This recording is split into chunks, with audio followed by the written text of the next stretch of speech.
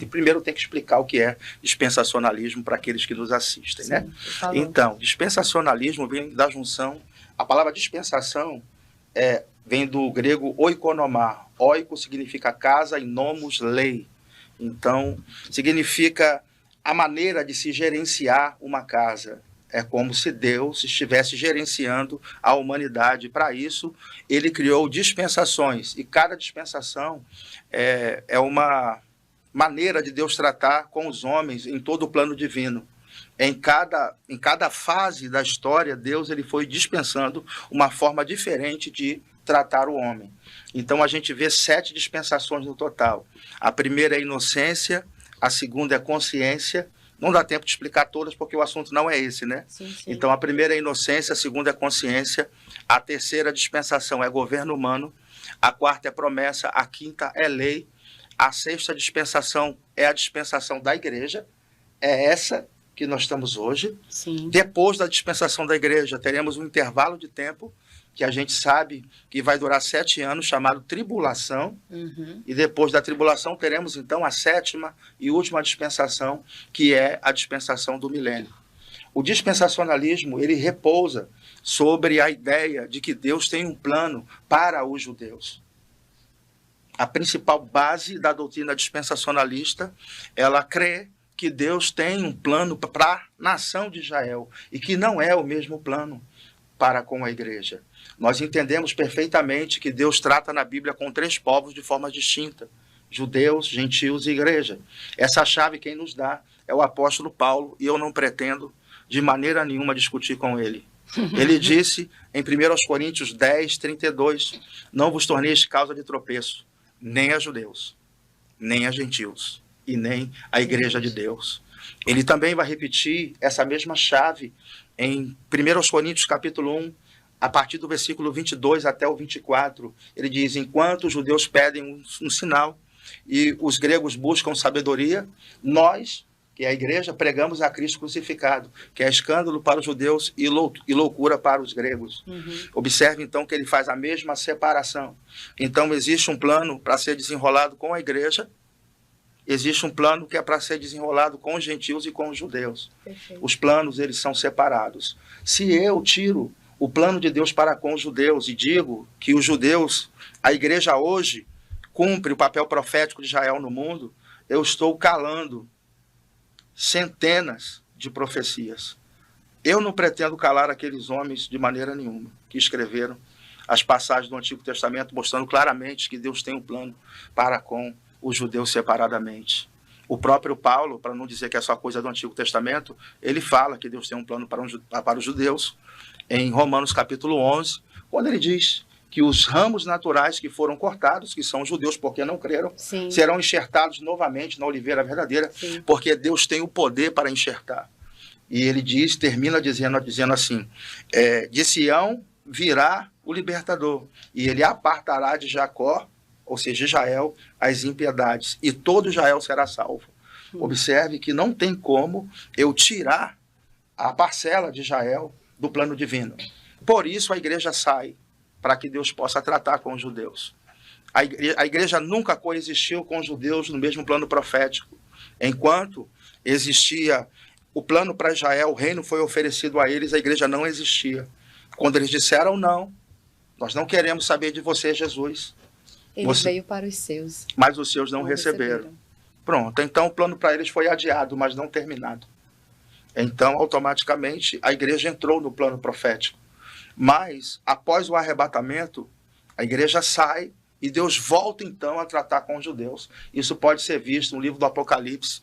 Eu acho que é aquele que mais nos mostra as coisas como elas são. E a gente vai falar disso ainda hoje, né? Sim. Então, nós estamos falando, então, que o dispensacionalismo repousa sobre o sionismo, que é um plano divino para com os judeus, à parte o plano com a igreja. Então, a doutrina dispensacionalista, segundo você disse, né, que esse historiador famoso disse que não existia até 1830, não tem nenhum relato de 2000 anos de história da igreja, dessa doutrina. Eu acho que ele cometeu 3 erros aí. O primeiro erro foi não procurar direito. Porque você pode procurar alguma coisa não querendo encontrar. porque não é possível. Se eu encontrei, qualquer um pode encontrar. Existe um livro chamado Dispensacionalismo antes de Darby. O amigo aí depois vai colocar aí na tela, né? Dispensacionalismo antes de Darby, de William Watson. Ele mostra ali, são mais de 400 páginas de evidências, o dispensacionalismo antes de Darby, antes de 1830. Quem é Darby? John Nelson Darby. Ele foi o difusor da doutrina dispensacionalista e colocou como ela é hoje, né? Eu vejo que é realmente uma verdadeira bênção, como você pode ver o plano de Deus completo através da visão que esse homem elaborou para nós. Ele deixou tudo bem detalhado para que qualquer crente possa compreender. Amém. Então, a partir de 1830, ele começou a difundir isso, e a Bíblia de Scofield, em 1909, colocou nos estudos da própria Bíblia, que vinha uma Bíblia de estudo, essa doutrina, e ela começou a ser mais difundida, então. Eu não tenho que me perguntar quando uma doutrina começou a ser pregada ou ensinada. Eu tenho que me perguntar se essa doutrina tem respaldo bíblico. Exato. Agora, na ausência de capacidade de se refutar, se tenta invalidar a doutrina. É covardia fazer isso.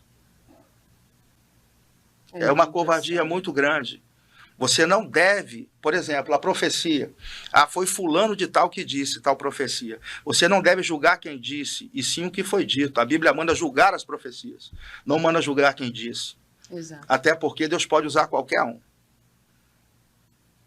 Não é? Deus pode usar qualquer pessoa. E as respostas estão nas Escrituras. Nas Escrituras. Então, até antes de 1830, a gente vai ver aqui que houve, né, a doutrina dispensacionalista sendo ensinada. Olha, teve gente que dividiu em 3 dispensações, em 4, em 5, em 6, em 7, em 8, em 9, em 10, em 12. Sério? Teve ao longo da história, né? Então, mostrando que as ideias dispensacionalistas, elas sempre existiram ao longo da história da igreja. Mas eu vou citar aqui algumas pessoas, só nomes, certo, de pessoas que falaram em 7 dispensações, como Nelson Darby falou. John Bailey, em 1538, isso antes de 1830, certo? 1538. Só com esse aqui, a gente já encerrava o assunto, né? Mas estamos só começando. Robert Ponte, em 1599, falou em 7 dispensações.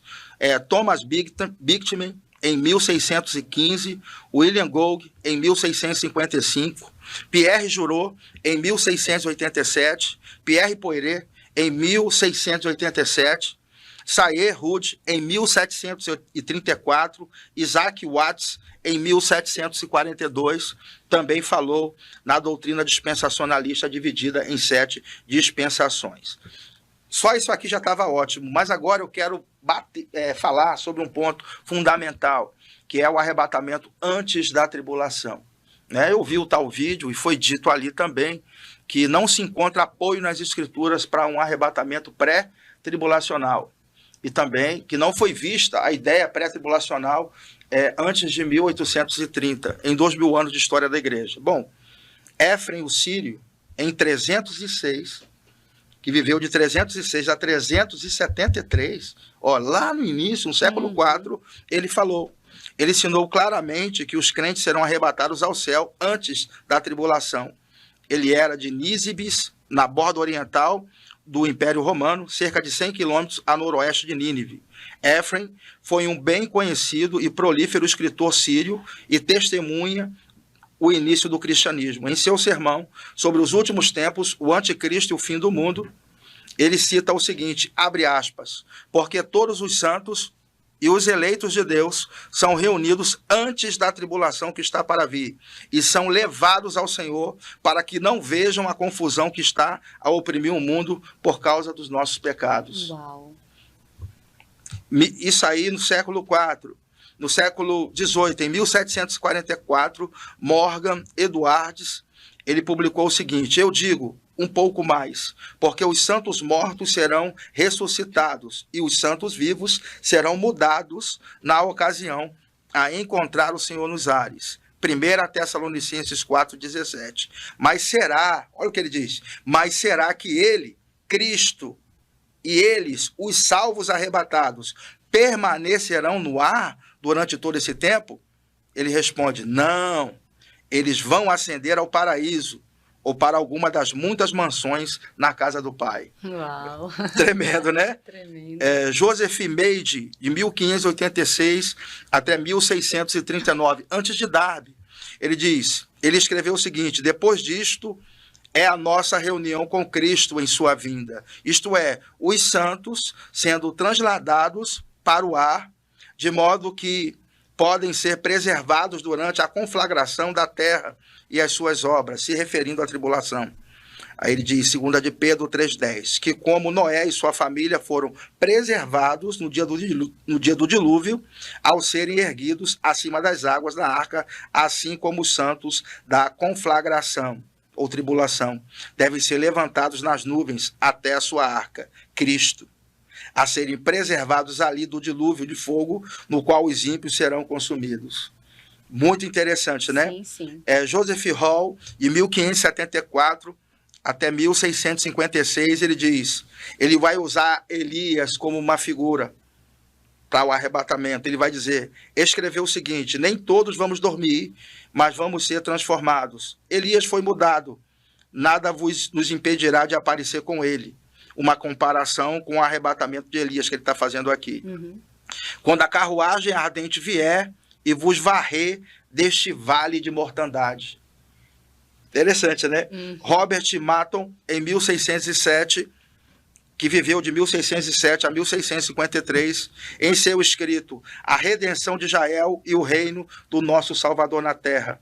Ele escreve o seguinte, os eleitos devem ser reunidos e os demais deixados para trás. Os eleitos para conhecer o Senhor no ar, os outros serem deixados ou perecerão naquela grande destruição que virá sobre todas as nações que lutam contra os judeus, os quais o Salvador os redimirá. Ephraim Witt, de 1591 a 1604, fundador da primeira igreja em Connecticut, em 1639, ele acreditava que a vinda do Filho do Homem nas nuvens salvaria os eleitos de provações e permitirá que os judeus recuperem o seu papel no plano de Deus. Uau. Veja como ele é sionista. Pronto. William Aspinwall, de 1605 a 1662. Se Deus disser do céu, suba aqui, sigam o seu chamado e não temam aos inimigos, embora os vejam. E eles os vejam subir, vocês estarão a salvo. Um certo tumulto ou terremoto se seguirá, mas não haverá detrimento para vocês, que obedecem à voz do céu. O prejuízo será para os próprios inimigos. Uhum. Pessoas que escreveram sobre o arrebatamento antes da tribulação e preservação no céu. Robert Matton, em 1642, Jeremias Burroughs, em 1643, Ephraim Witt, em 1643, Samuel Hutchinson, em 1646, Elizabeth Avery, em 1647, Peter Sterry, em 1648 e Nathaniel Holmes, em 1653. John Aspinwall, em 1653, John Brown, em 1654, Archbishop Usher, em 1655, John Vicenza, em 1660, William Sherwin, em 1665, Praise God Bourbon, em 1675, e Graham Killingworth. O nome dele é diferente, né, de falar. É Graham Killingworth, em 1761. Então, a gente vê aqui evidências claras de que houve, sim, ideias dispensacionalistas antes de Darby, antes de 1830. Quantas, hein? E quantas? Eu só passei por cima. Não é? E certamente que esse argumento eu já vi vários pós-tribulacionistas usarem. Porque como não tem como refutar nas escrituras, então vamos tentar tirar a credibilidade do que está sendo dito, dizendo que não foi visto na história. Mas tem que procurar direito. Não é? Tem que procurar direito antes de fazer uma alegação como essa. Tem que procurar direito. Se eu pegasse as páginas do livro Dispensacionalismo antes de Darby e estendesse aqui uma colada na outra, daria mais de 100 metros, com certeza, de evidência. Uau! Então, tem que procurar direito.